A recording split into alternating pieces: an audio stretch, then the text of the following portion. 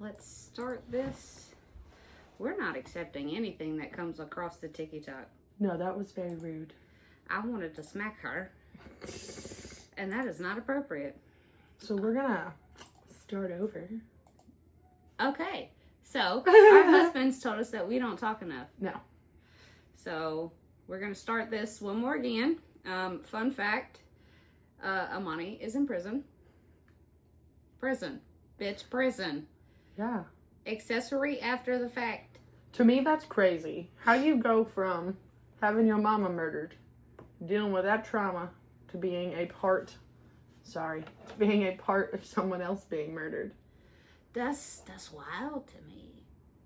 Like, yeah, put it in front of your face, heifer. Just handed me mine. Why are you so mean to me this morning? Because my husband was mean to me. So you get to be spicy to me? That's not very nice. We both just gonna be spicy. Okay. Fuck it, I guess. So, yeah, Amani's in prison now. Her boyfriend killed somebody and they stole their vehicle. And my cousin's the one who sent it because apparently Amani was in my little cousin's high school class? Yeah. And she called me up. She's like, so I don't know if you know, since you've been out the loop for so long. I was like, what you talking about? She's like, Amani in jail. I was like clank or like clank? She said, clank. I said, what? And she's like, yeah. So she sent me all kind of like news articles and stuff of that nature. And Amani is like, her mugshot is there. Her boyfriend's mugshot is there. Feel a little dumb saying what a great human she was. She was great to me. And you want to know what? Knowing what I know now, I'm glad that she was great to me and I wasn't on the opposite side of that. Because my mouth be running. Yes. My mouth be running. I can fight, but I can't outrun a pew-pew. So you take that with what you want to say and what you don't want to do. Because my dumb ass can't. I run like a drunk three-legged goat on crack, straight circles. If I'm running, you better run too. There's something chasing my fat ass. If I can make it to my truck, that's all that matters. Oh my God. All right. Exciting news. Exciting news. Yes, Mitchell is building our podcast room. He is, and I'm super excited because, like, my husband is, like, super talented when it comes to woodworking. Yes. And we're going to have a whole ass room. I'm excited. We don't have to be on my couch anymore. It's going to be great. It's going to be fantastic. We got so much stuff ordered for this podcast room. It's going to be beautiful when it's done. Stoked. I'm super excited about it because, like, everything that I've ever wanted to do, like, the dreams are coming true. And you share those same feelings with me. So I was like, hey. We bought a giant, huge banner to hang behind us. That thing is ginormous. Temu, man.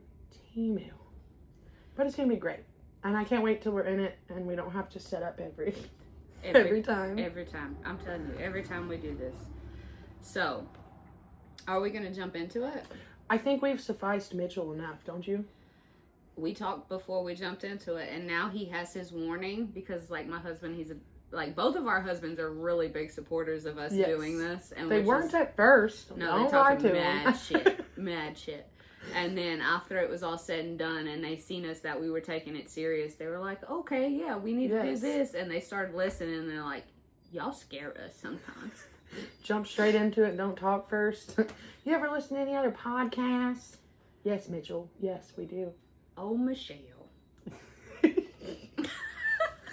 All right. So today, hold on, my computer's being dumb. You got it? Yes. So, welcome to episode 3 of Blood Beneath the Moss. We are your hosts, Abby and Sammy. This podcast focuses on cold cases, aiming to shed light on mysteries that are still unsolved. We are both true crime fanatics, from listening to podcasts to watching all the true crime documentaries we can get our hands on. So we hope to do y'all justice. We believe that all the ghosts of the cold cases deserve to be recognized and brought into light yet again. Agreed. So this week we are going to be discussing the murders of Mary Morris. And yes, you heard that right. I said the murders. Yes, plural. 2 murders, 2 women, both of close age and looked very similar, both in Harris County, Texas, just 4 days apart. both women named Mary Morris, both wives, mothers, and seemingly loved by many.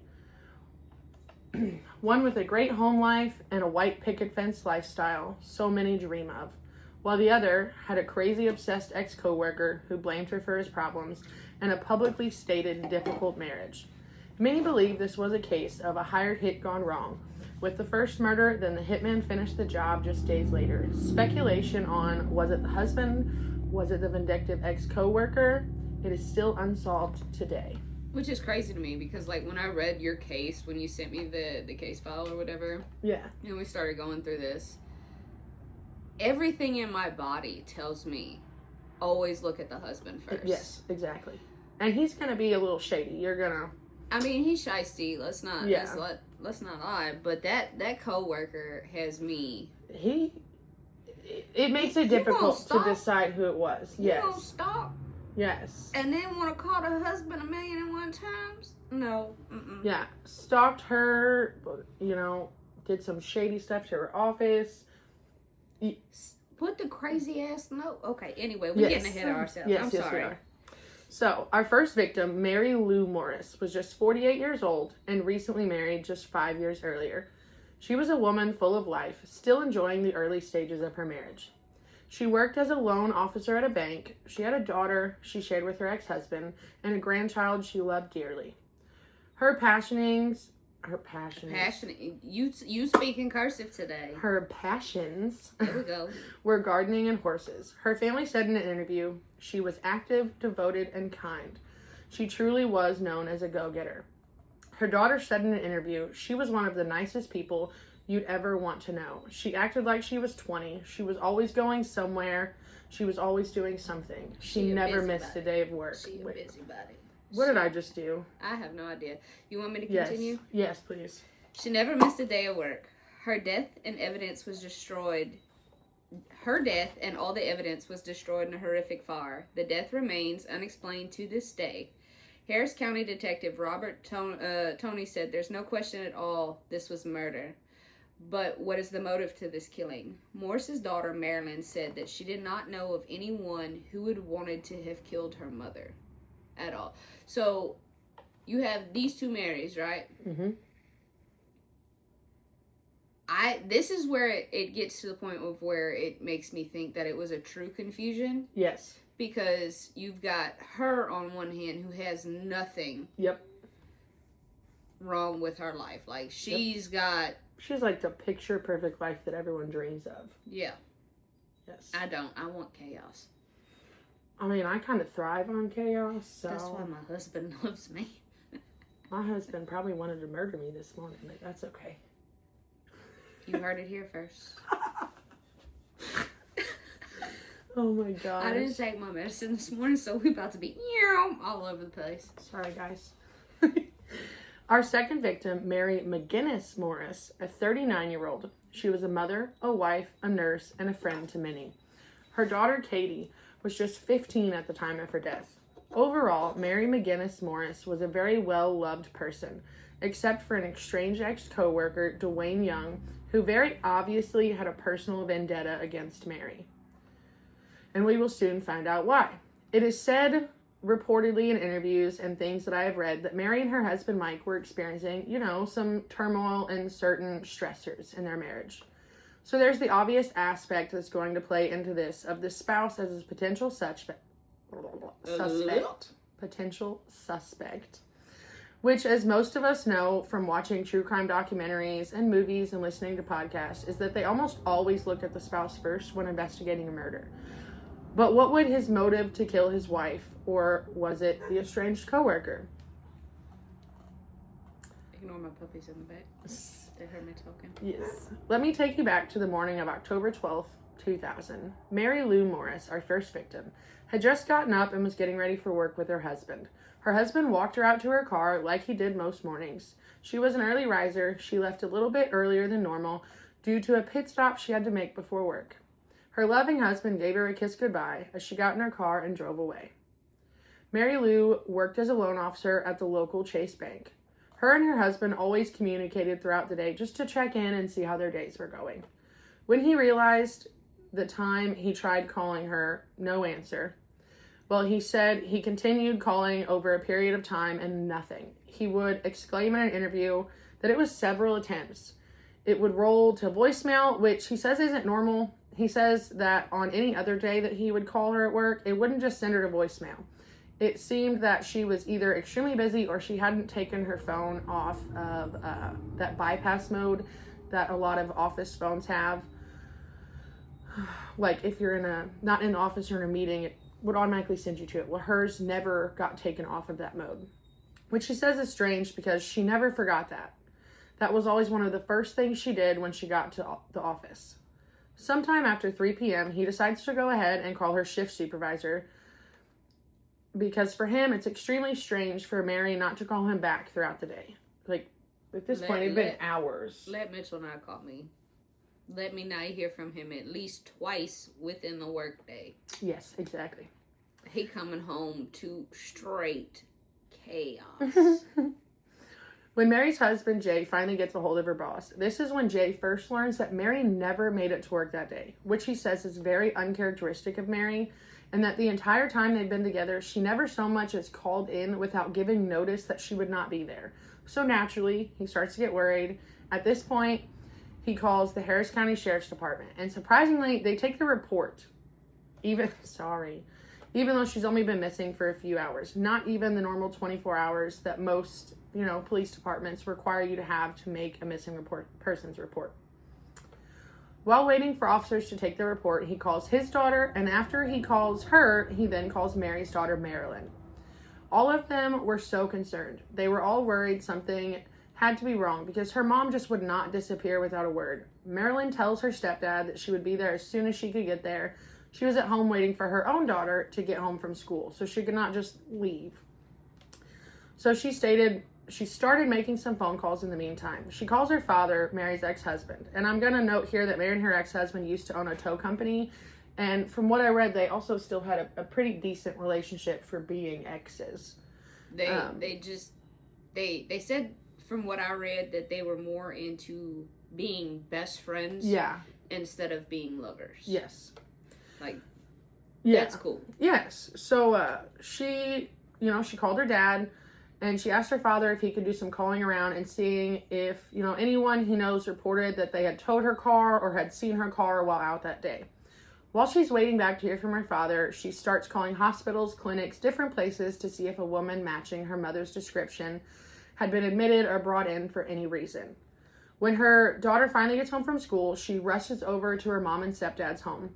Once there, her and her stepdad decide to drive the route that Mary would have driven to work, sort of to retrace her steps. To add headache to heartache, it's rush hour time, there's traffic, everything is backed up. So it really helped them to focus on their surroundings, to see everything clearly on the side of the road. And they both state that there were no signs of an accident or a car being pulled over at any time during the day. Nothing that made them suspect she even made it close to work. Wouldn't that just put a pit in your stomach? I don't know how I would act. And back then you didn't have, hey, let me check their location. Yes, you don't have what we have now. I'm telling you right now. I'm my husband's #1 stalker. My husband, my mama, you bitch. I'll be stalking. I'll be stalking. So if my mother, off subject for a second, she is the worst in the world at turning her location off. You bet your ass. The first thing I'm doing when I notice that is, ring, ring, bitch, turn that back on. I don't know where he's at and I don't like it. Christy's bad about, checking my location, but I'm bad about, I'm calling you. Huzzy, you better answer the phone. I will call you 100 times until you answer. And I'll blow that damn phone up. I don't care if it's on FaceTime. I don't care if it's on regular. I don't care if it's a text message. When she don't answer my text message, it's hey. Oh, I pull a Stewie Griffin. Mom. And Will. Mom. Not to mention, one last thing before we get back to it, but my favorite thing to do when she finally answers the phone is, oh, you're not dead, so you can answer your phone? Yeah. My favorite thing to say to her. I will look, most of the time when I talk to my mama, being that she's still down there and I'm up here, I will FaceTime her. Mm-hmm. Her and my sister. So I'll be sitting there looking at them, dead in the face. I am your whole motherfucking world. Duh. What was you doing that was more important than me? I do that to my daddy too, but my daddy, he's not so anal retentive as like my mama is. My sister, we have a rule before we get back to it. We have a rule. About every 3 days, if I ain't heard from your bitch ass, you better call. But I have her location, she has mine. I know when her phone is on and off because she likes to put it on do not disturb. She really do. And she be telling me she forgets. I'm like, you ain't forgot. You just don't want to talk to nobody. You anti-social bitch. I love her though. She's my favorite. Oh, God. Anyway, back to what we were saying. So eventually Marilyn's dad calls her back and tells her that he heard a report of an ATV rider finding a car on fire just 3 miles away from Mary and Jay's home. He gives Marilyn the location that she has for this car, and Marilyn and her stepdad drive to this area. Marilyn notes that her stepdad gives her a different address than her dad, and where they end up parking, they can see the smoke, but they cannot see the burnt out car. I think that potentially he did that on purpose to save her from having to see that. At least to me, that's what it feels like, is he purposefully told her, like, you know, he obviously it's 3 miles away from her home. He knows the area a little bit, but I feel like for him, he was trying to save her that heartache of seeing. See, that's what I thought about the cops when they were like, "Hey, no, you can't come up here." Yes. So the officer by the barricade tells her that y'all cannot be here.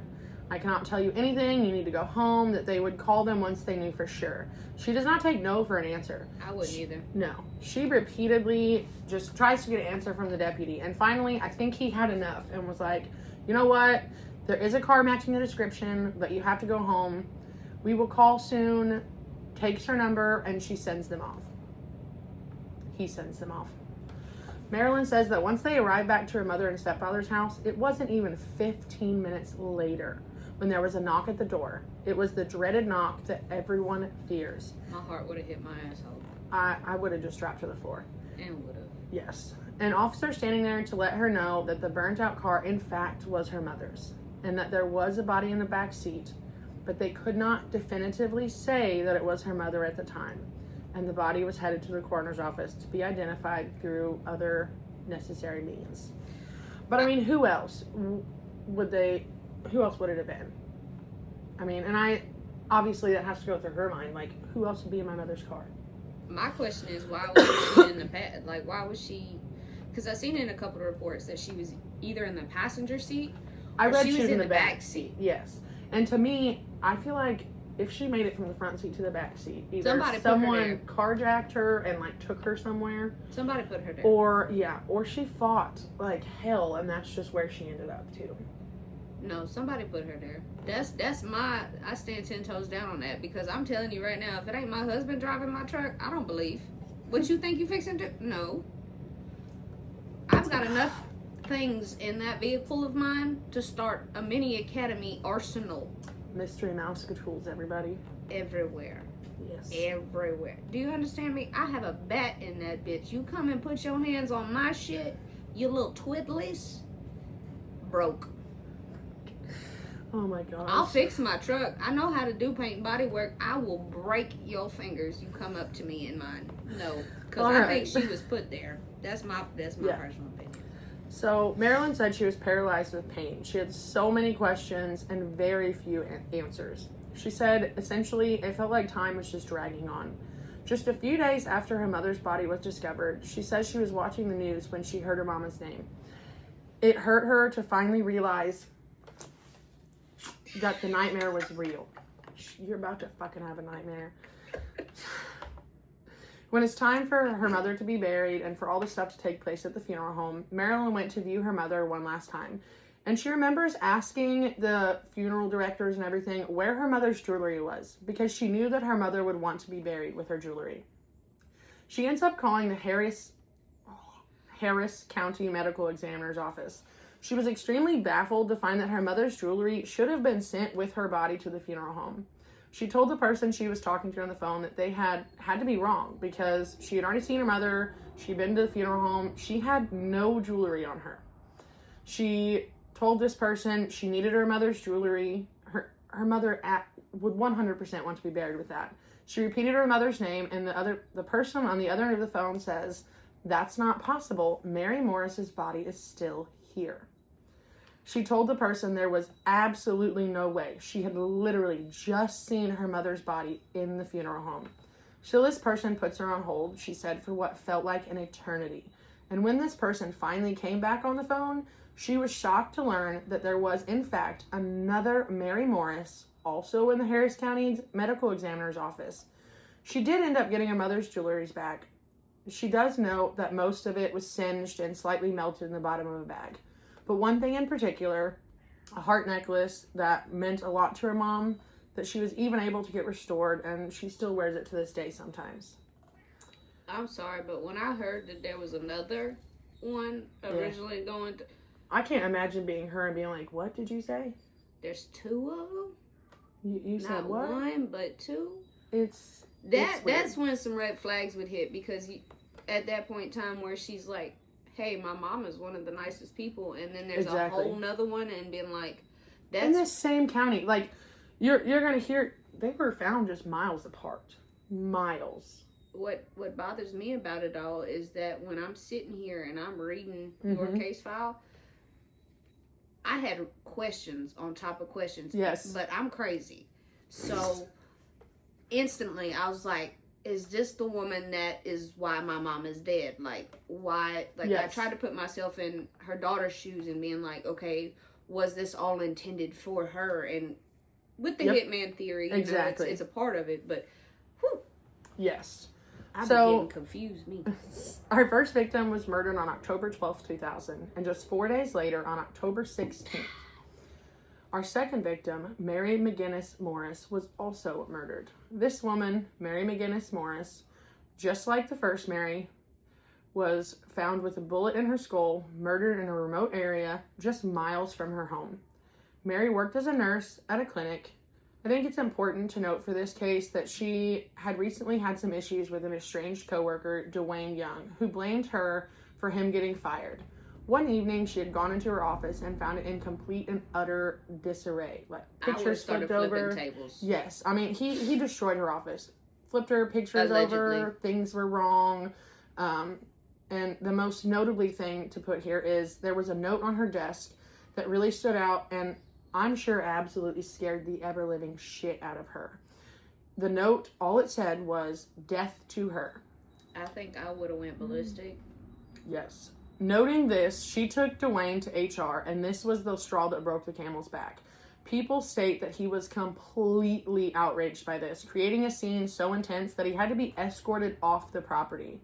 I will note that on several occasions, Dwayne states that he wasn't fired and that he left. I don't believe that. If you were escorted off the property... You were fired, sir. You did not willingly leave that place. Absolutely not. Drug your sorry ass out of there. Thanks. He still claims his innocence to this day. Leading up to her death, Mary was so shaken up by this that she even asked her husband Mike for a gun for protection. That's crazy. Yes. Because, like, true crime history buff, aka number one, right here, self-acclaimed. It always states, look at the husband, and she gonna ask her husband, hey, give me your gun. Well, and to me, this is why I think it's the co-worker. Where he sits, when the coworker sits there and says, you know, he quit, he didn't get fired. Obviously, this thing that people are saying, you caused such a scene, you scared her to the point that she really thought she needed a gun. So you can sit here and say whatever you want, but you seem very fucking suspicious to me. Very sus. Fishy, fishy, fishy, fishy. So, you know, Mike showed her how to shoot the gun in case anything at all were to happen. But unfortunately, his training did her little to no good. At the time of her murder and leading up to her murder, Mary and her husband Mike were having some marital issues. There are people who suspect that her husband was some way involved with her death. Well, this is where I also get confused because, like, in going through, because spoiler alert, I read all of your notes. Her sister said that, you know, she was wanting to leave him because he was abusive and he was this and he was that. Sorry, my dog. Bitch. Now she made me lose. Squirrel. It's all right. Anyway, her sister had said that, you know, it was the whole ordeal. So who would put the hit on her, in my opinion? Because I feel like him, potentially, if he knew that she wanted to leave, she could have made a phone call to an attorney or something, or had a card somewhere that he had seen, and that could have set him off. I mean, to me, I think the coworker is a good fit, but I also think the husband is a good fit too, as we're gonna talk about in a minute. Yeah, there's always that too. It's funny to me that he showed her how to shoot that gun, but she never got a chance to use it. And the coworker was like all up in her business, like white on rice. Exactly. So I mean, they're both very viable, suspicious That's subjects. my new thing. I think they were working together. So, like our first victim, Mary was found in her car off a rural road, and the difference in these two cases was this. Mary was beaten and shot. Whoever murdered her did attempt to make it look like a suicide, but detectives were like, no, we don't buy that for a second. There were telltale signs of a struggle, as if Mary tried so hard to fight off her assailant. Not just that, but there was also a 911 call made by Mary that is believed to be the concluding moments of her life. This recording was not and will not be released, according to investigators. That tells me that it was pretty fucking bad. Her daughter's going to talk about it too. Yeah, it's... I personally, just hearing the way people have described it, I wouldn't want to listen to that. And see, my nosy ass would listen. That's where we're opposite. It might haunt me, but I would want to know. She's crazy. The police end up investigating the estranged male coworker as well as her husband, Mike Morris. For obvious reasons, the coworker was a suspect because he blamed Mary for his firing, and he did everything he could to try and discredit her. His alibi was able to be proven, though. I also will say that Dwayne went on record saying he also went to HR on Mary for doctoring her reports. I think that's just some petty betty if he said she said. I think so too. I really do. And that's where, you know, it's him coming and trying to discredit her, make her look, you know, not the person she was. So. Oh, petty betty. So this is why the back and forth, he left a job and not fired. I highly doubt that, in my opinion. Now, the husband is always a suspect when a spouse is murdered.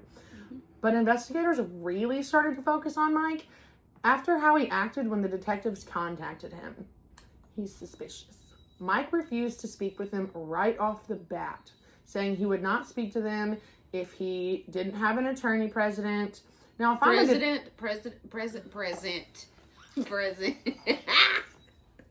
Anyway. Now, if I'm a detective and the spouse's first instinct is, I want an attorney and I'm not speaking to you without one, yeah, every red flag I have is going up right there. Guilty. Like, what are you trying to hide that you think you need an attorney sitting there tapping you? Shut up, don't say nothing. You can answer that. No, motherfucker. You made yourself look so suspicious. But let's be honest, playing devil's advocate, somebody come at me for saying I murdered Michelle. First off, you're not going to find him. Second off, I'm kidding.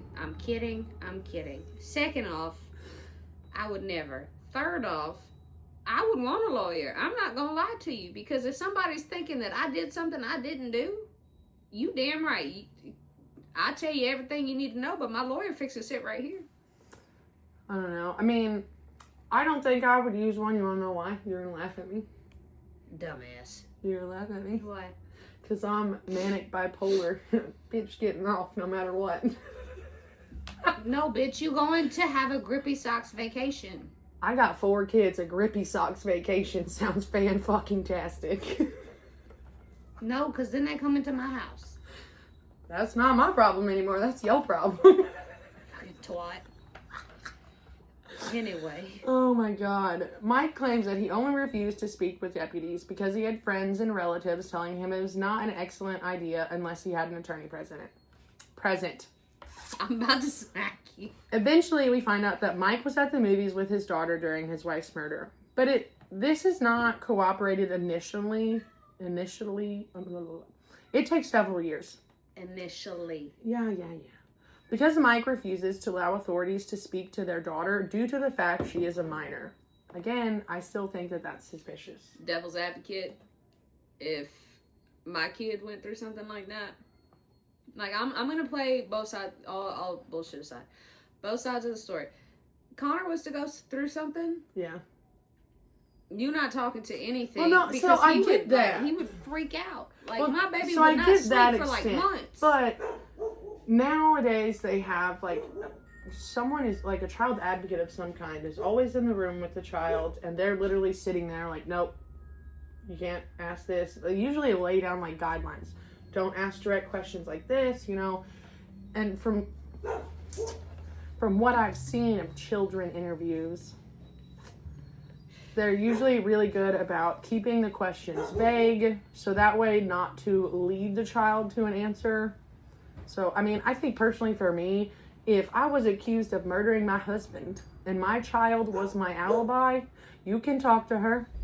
Absolutely. Because I think I would be comfortable with that. If it came down to proving my innocence without a doubt, I think I would let them. I don't know, to be honest with you, this is where, because, anyway. It's because Cole walked past butthole. Oh, I didn't even see him come in the house. Yep. Anyway, my thing is he wouldn't sleep. Yeah, I can see that. He wouldn't sleep. He'd be so scared. He'd have, nightmares and stuff like that. I mean, if we could sit in with them, that would be fun. Yeah. Or if not us, another relative that they trust and know. Because I don't think they would let us. But like my mom or their uncle. Somebody a family member that trusts. I would be okay with that. I think would, be a lot better. But anyway. Just him by himself, that baby shit down both legs. Oh, no. Well, and that's just it. They wouldn't do that. They can't legally because they're minors. They cannot question a minor without somebody else present. I didn't know that. Anyway, it's also important to note that Mike also adamantly refused a polygraph to back up his story. Shortly after Mary's murder and his refusal to cooperate with authorities, it comes out that Mary had a life insurance policy worth $700,000 at the time of her death. Side twist is that insurance policy didn't go to him but her daughter. So, I mean, eventually, yes, that motive for insurance money is off the table, but I'm sure initially the detectives, before they got that information, just added that to their red flags. But also, she could have gave him money on the side and been like, exactly. It could have been. Well, because it may have went to her, but she's a minor. She didn't control that money. Daddy controlled that money until she turned 18. Yeah. Exactly. And then been like, you owe me for this, this, this, and this, and it kind of been a blackball thing or whatever. Yes. There's a lot of different ways you can look at this. I think it's very important to note two very suspicious phone calls, both lending credit to a hit gone wrong with the first murder and the second murder being a redemption hit. It's reported that just a few days before Mary McGinnis Morris was murdered, that someone allegedly called the Houston Chronicle to say the murder of the first Mary Morris was a mistake. Allegedly. I said allegedly. This call, to me, lends a huge amount of credit to the idea that this was a hit gone wrong with the first murder. Our second suspicious phone call comes from the phone records of Mike and Mary McGinnis Morris. Yes. Themselves. According to these phone records, just shortly before Mary's time of death, Mike placed a phone call to his wife's phone, and according to these phone records, it lasted 4 minutes long. Mike heavily argues this. He is adamant that no way, shape, or form did they stay on the phone for 4 minutes. He states he did try to call his wife, but she never picked up the phone, and the phone just continued to ring and ring and ring, and he just stayed on the phone for those full 4 minutes. That and was no back one ever then answered. Before you had like voicemail, and well, let's note that too. Cause no, there was voicemail still. I mean, these phones were on calling cards still, honey. Still, most, and I mean, some of the things I read with articles where the detectives had like tried to they reached out to the phone company. Even the phone company was like, "That's not possible. Our phones don't do that. The most they would ring is at the most 6 times." And then they would just disconnect the call and say the caller is unavailable. Not necessarily, because I remember the times of the house phone. That bitch would ring and ring and ring Well, and ring. like I said, I'm just saying, that's what And when you I had the found. calling card, it was the same thing. It would ring and ring and ring until you... Yeah, but who waits on that for 4 minutes long? Sometimes minutes? if I'm being petty, because I was petty back then too, I would do the same shit. Yeah. I've been petty my whole life. Anyway, Mike states that this had to be a mistake on the part of the phone company, and there's no way that it is the right amount of time he was on the phone. Authorities believe that Mike was allegedly calling his wife's phone to speak with the hitman that he allegedly hired to kill his wife, and that the man was supposed to answer her phone call to prove he was with the right woman this time. In an interview in 2025, Mary's daughter, Katie, states her and her father were in fact at a movie the day her mother was murdered. That they then came home and her mom wasn't home yet, when normally she would have been there by then. She also stated she did listen to that 911 call that captured her mother's final moments, but nothing on it pointed to who could have killed her mother. And for her, that's the final memory she has of her mom, is screaming, and it's just not something she can ever unhear. Katie also adamantly says she does not believe her father had anything to do with her mother's murder. The first Mary Lou Morris had her wedding ring removed from her finger, but later found by her daughter in her jewelry box. Both of them had their wedding rings removed. Yes, but Mary McGinnis Morris's ring was never recovered. Some say this is a common thing for a hitman to do to show proof of the completed hit. So in this case, you have two suspects, in my opinion, Dwayne and the husband, Mike. Dwayne was reported in multiple instances that he was obsessive and tended to make things bigger than what it should have been. Bitch, me too. Petty. He's been noted to call Mary McGinnis' husband, Mike, to try and clear his name. But he wanted nothing to do with him. Can you blame him, though? Like, if you supposedly involved in my wife's, demise, we'll say, or horrible end, and you want to sit here and blow my damn phone up and say, bro, I had and not to mention, you mentioned, the possibility that they could have, done it together. You wouldn't want that on the phone record at all. You would not want to be exactly. Don't stay off my phone. So, then you have the husband not truly refusing to cooperate, but still not helping find his wife's murderer. And that's crazy, because let something happen to mine, and I will be the first up there. I will flip this whole motherfucking world upside down. Over mine? Yes. Absolutely. 10 toes down. Like, I will go to jail over mine. If it wasn't for my husband, I'd probably be dead. I mean, seriously. I would do anything for that man. I want to smack him sometime.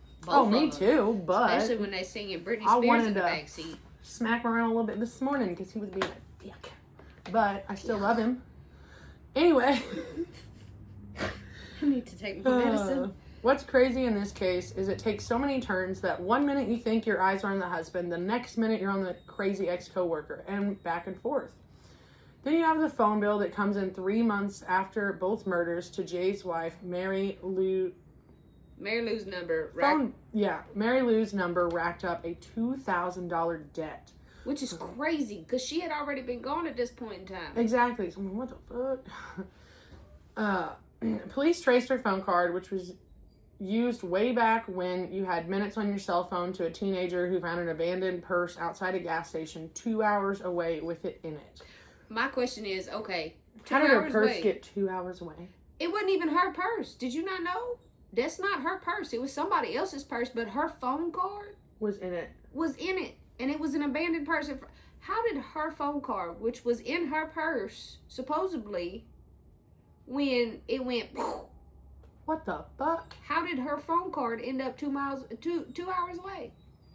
That's what I was very confused about. I told you I read your notes. Damn. She turned over the purse and the card to the police, and no one in Mary Lou's family recognized whose it was and how did it get where it got when everything in her car was burned to a crisp. Nothing here makes sense in this case.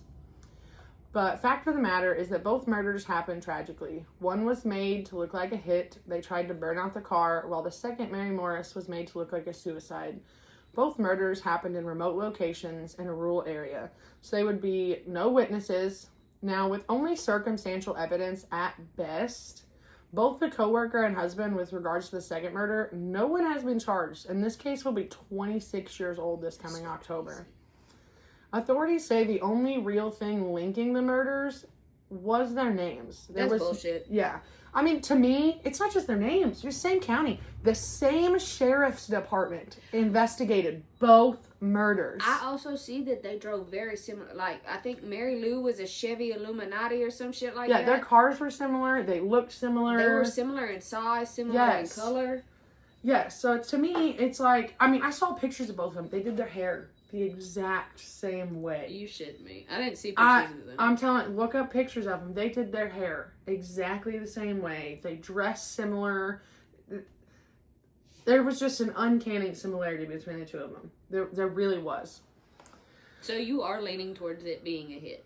I really am. Now, I don't feel comfortable saying which one ordered the hit, because I mean, for the daughter to sit there and say that she really doesn't believe her dad did it, I don't know. Or was it what the happy picket fence life that you could never understand? See, and that's why I'm like, I don't know. I mean, it could have been. Picture perfect ain't always picture perfect. Exactly. And well, if you want to take that route, you can go back to the beginning when the stepdad told the daughter to go to a different location than her father told her to go to for that burnt out car. It's a very confusing situation. This whole thing, like, I mean, in all reality, the only two clear suspects for any of this was the ex-husband, or the husband and ex-coworker. They never listed any actual suspects for the first victim's murder. Never. I want to say, but the thing is, if we, honestly, all bullshit aside, all jokes aside, if we look at it from left to right and read in between the lines, the estranged co-worker, Dwayne, knows what the second Mary looks like. He's seen her every day, once up close in person. And if he was stalking her, you're going to tell me that if he hired a hitman, he didn't give this man a picture of the right Mary Morris? And like, no, this is her car, this is what it is. Exactly. This, her husband. He been sleeping with this woman for how long? Exactly. He knows her inside and out in ways that we never did. He knows what she looks like. So what happened that it happened to be the first one that got and not the second one? Well, and see that mysterious phone call to the Houston Chronicle? To me, okay, if we want to look at anything that could have been here, could have been the first husband too, because what better way to distract from looking at your own wife's murder than to have someone else with the same name murdered in the same county make a phone call to the Houston Chronicle and tell them that they got the wrong one first? What better way? But what motive did he have to kill his wife? That's just it. You don't know. They say everything was picture perfect, but no one truly knows what goes on behind closed doors. See, this is why I'm telling you. This whole case has had me thinking, oh, it's this person. Then no, it's this person. And now I'm like, well, fuck, it could be this one. Oh, fun fact. Every time I look at it, I think it's a different person. Fun fact, when I was reading over your case and stuff like that, the accelerant used for the car? Yeah. They said it was dried up horse shit. Ew. Because it burns hot and there's no trace to it. But some places that I read said that no, it was a gasoline that was the accelerant. But a lot of places say no, it was Your fun fact just reinforces that it could have been the first husband there too, because she had a love for horses. You're going to tell me that he didn't know where she was riding at? He couldn't have easily collected some fucking horse shit? I mean, dried up horse shit burns hot. She has got me mind fucked right now because I was convinced and now I'm not sure. You're welcome. Damn it, Samantha. But yeah, only people that are like me would know that. Like, you take horse shit, dried up horse shit, honestly and truly, it burns hot. Hot. It's a great accelerant and it's a great fire starter. Jesus. Cow patties too. Like, once they dried out, the little flat dry thing, you throw that shit in the fire and say phew, and it said. So, besides their names, authorities say there was nothing that linked them. There was no direct evidence they found to tie the two cases together. So legally, local authorities called the murders of two people within 4 days of each other with the same name and the same county. Nothing more than coincidental. That's bullshit. I'm not fucking buying it. Neither I'm am I. not. Neither am I. I can't. Mary Lou Morris's husband, Jay, has stated on several different occasions and in interviews that he leans towards the idea that the cases have to be connected. I agree. The odds of two people with the same name and in the same city within days of each other is just astronomical. I think that, like, there was an actual number in the article, and it was like 0.2 something percent. Like, it's almost impossible. Yeah. But like most cold cases, lack of evidence, no murder weapon, and no confessions. These cases are doomed in court. I'm going to go on record here and say that I stand with Mary Lou's husband, Jay, on this. I don't see how it could be a coincidence or anything at all that two women with the exact same names, similar age, look the same by the pictures I've seen, they even dress the same, that they both get killed within days of each other in the exact same county, just miles apart. I don't for a second think that these murders are not linked in some way. I just hope and pray for both of these women's families. One day they will get the answers that they also desperately deserve. I do think that these older cases, should be on top of priority list just because, like, after so long, DNA evidence starts, you can't pull from it. You can only run old DNA so many times before it just falls apart. There's nothing left for them to do.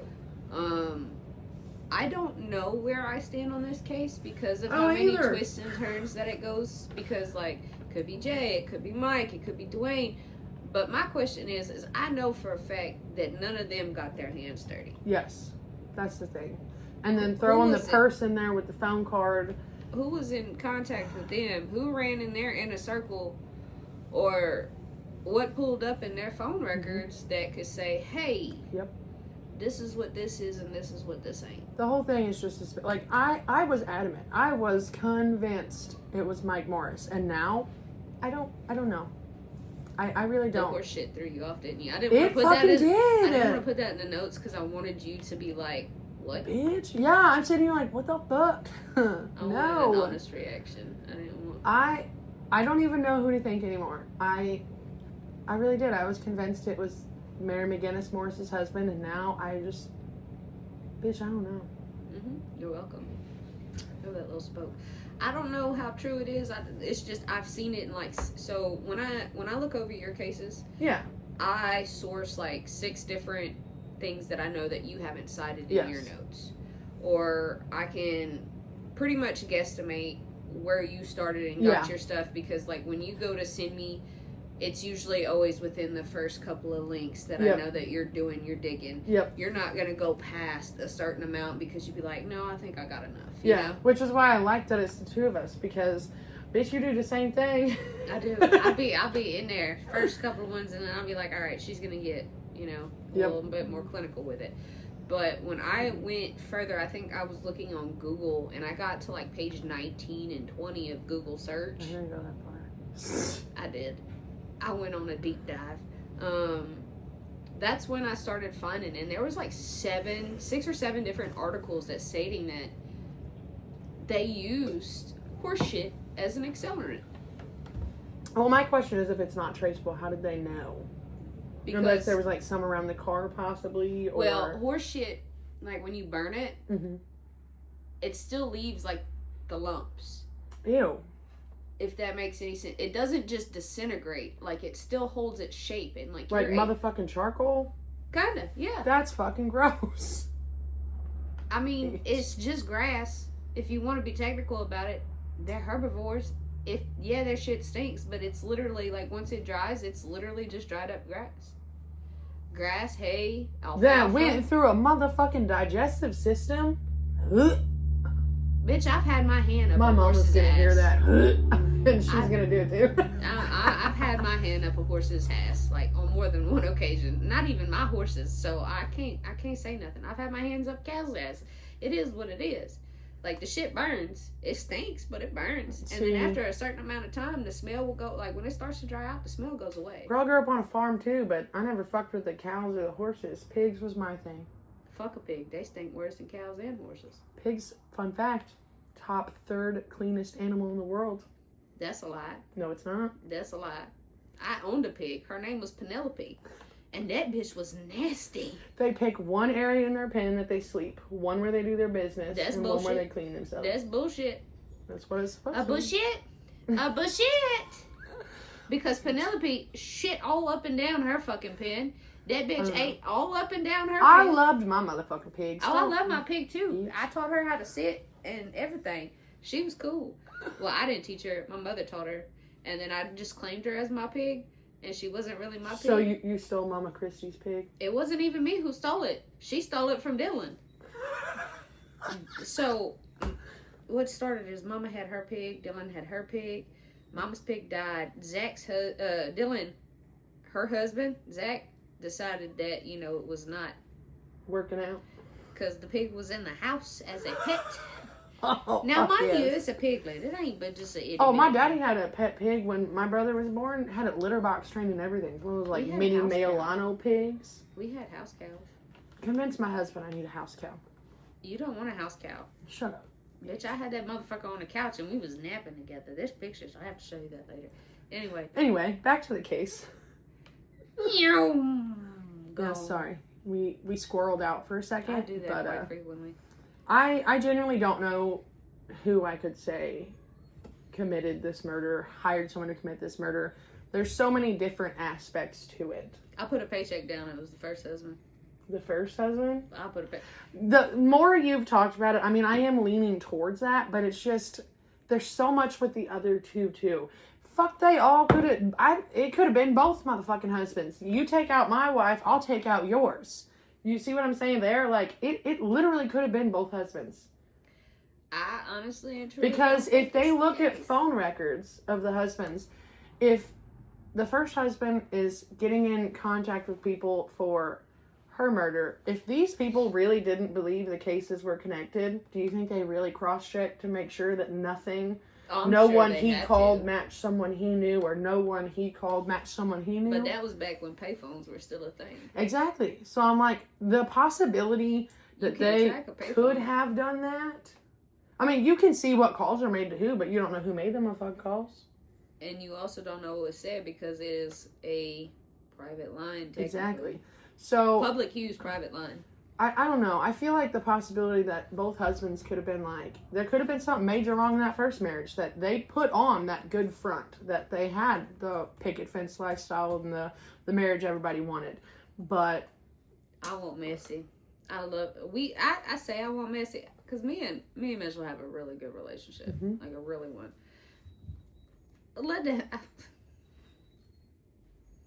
I love my husband. I like to fight sometimes just because of what comes after the fight. Goodbye. Goodbye. Man, Pam.